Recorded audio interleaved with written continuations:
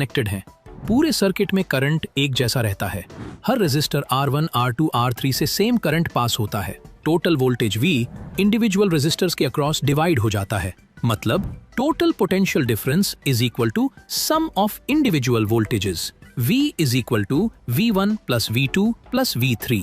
अब अगर इसमें ओम्स लॉ अप्लाई करें तो हमें पता चलेगा कि जब भी कई सारे रेजिस्टर्स सीरीज में एक के बाद एक जुड़े होते हैं तो इस पूरे कॉम्बिनेशन का टोटल रेजिस्टेंस Rs उन सभी individual resistances R1, R2, R3 के सम के बराबर होता है।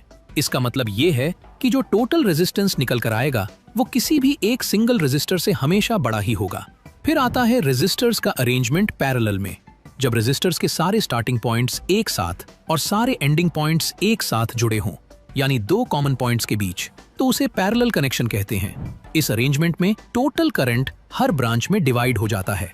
मतलब total current is equal to sum of individual currents in branches. I is equal to I1 plus I2 plus I3। हर रेजिस्टर R1, R2, R3 के across potential difference V same रहता है।